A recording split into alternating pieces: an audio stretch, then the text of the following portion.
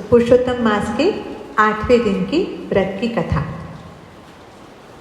गंगापुर नाम का एक गांव था और गंगापुर के जो भी वासी थे वे भी बड़े भले और पवित्र, साफ सुथरे, अच्छे लोग थे। व्रतदान, लोगों की हेल्प करना, सब वो लोग करते थे।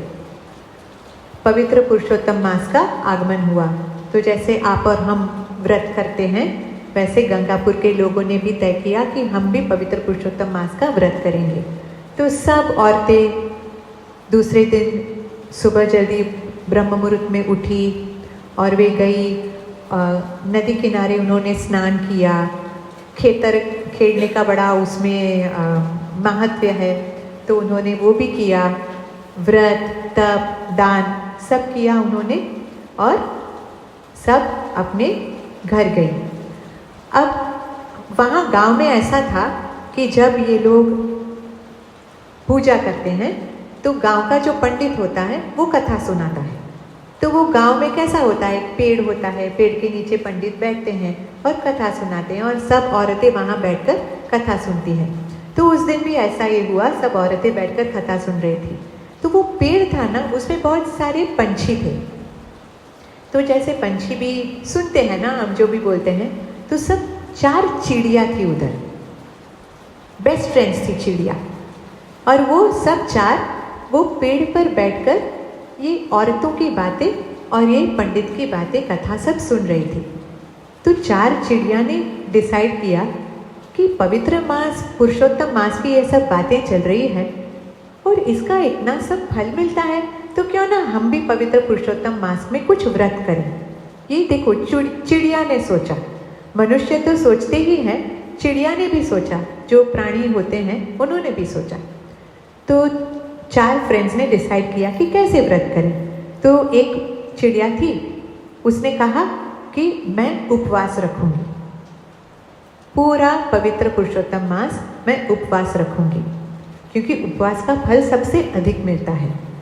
दूसरी बोली, पूरा अधिक महीना उपवास मुझसे नहीं होगा, मैं धारणा पारणा करती हूँ, यानी एक दिन अन्न लेना, दूसरे दिन उपवास करना, उसका भी फल अच्छा मिलता है। तीसरी ने कहा, मैं तो शायद पूरा दिन उपवास नहीं कर पाऊंगी, मैं ऐसा करती हूँ, मैं एक टंक खाना खाऊंगी, जिसे हम एक आशना कहते हैं, एक टंक में खाना खाऊंगी। तो तीसरी चिड़िया ने एक टंक खाना खाने का व्रत लिया। अब जो चौथी थी ना, उसने कहा, पागल, इतना सब दाना डाल रहे हैं, सब इतने सब हमारे लिए तो चना डाल रहे हैं और यही महीने में हम भूखे रहें, तो उसमें कौन सी तुम्हारी समझदारी है? तुम लोगों को जो करना हो करो, मैं तो खा पी के आराम करूंगी ये महीने में। तो ये चारों चिड़ियों ने व्रत किया। पुरुषोत्तम मास संपूर्ण हुआ और ऐसे as luck would have it, जैसे 4 चिड़िया उनकी मृत्यु हो गई। अब चारों चिड़िया अपने अगले जन्म में एक नगर शेठ के घर बेटियां बनके उनका जन्म हुआ। 4 बहनें, 4 चिड़िया 4 बहनें बनके नगर शेठ के घर उनका जन्म हुआ। वो 5 भाई बहन थे, 1 भाई और 4 बहनें। अब बड़ी हो गई लड़कियां, सबको पढ़ाया लिखाया और अब सबकी शादी होने का समय आया। तो सबसे जो बड़ी बेटी थी, उसकी शादी का न्योता राजघर से आया, क्योंकि वो बड़ी सुंदर, सुशील और बहुत ही अच्छी लड़की थी। तो राजा ने सोचा, मेरे घर में मेरे कुंवर के साथ किसी का ब्याह हो सकता है, तो यही लड़की है।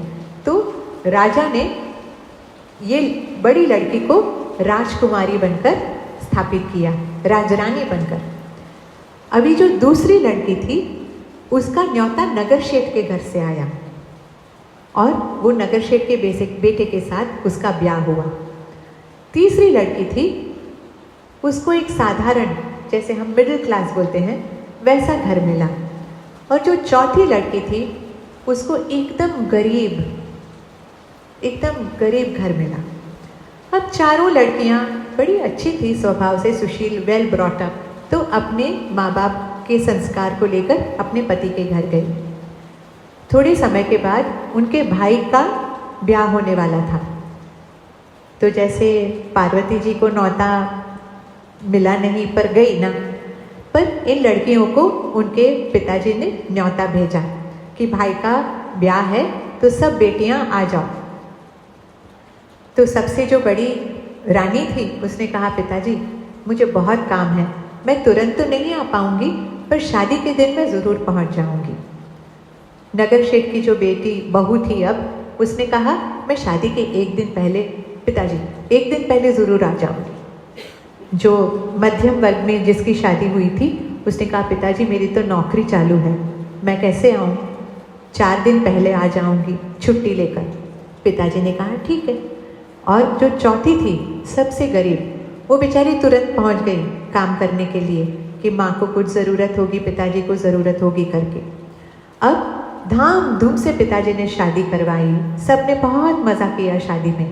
और शादी में कुछ पहनावा देते हैं ना, लड़कियों को भी देते हैं, तो हमारे घर में भी देते हैं ना। तो जो रानी थी उसको पिता ने दिया हीरे का हार।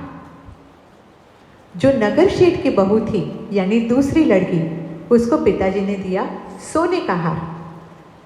जो मध्यम वर्ग की लड़की थी उसको मिला मोती की माला। और जो सबसे गरीब थी उसको मिली एक साधारण सूती की साड़ी। उसको बहुत बुरा लगा छोटी लड़की को, हम 4 बहनें हैं और सबको ऐसे अलग अलग पहनावा क्यों दिया पिताजी ने। तो जैसे बहनें बातें करती है ना, रात को सब साथ में थे तो बहनें अंदर अंदर बातें कर रही थी, तुझे क्या मिला, तुझे क्या मिला, मुझे क्यों ऐसे मिला, तुझे क्यों ऐसे मिला। तो जो सबसे बड़ी जो लड़की थी ना, उसने कहा कि ये इस जन्म का नहीं, मुझे लगता है कुछ हमारे पूर्व जन्म का कर्म का फल है, जिससे हमें इस जन्म में एक ही माँ बाप की बेटियां होकर भी कुछ अलग अलग फल मिल रहा है। तो क्यों ना हम इसको टेस्ट करें।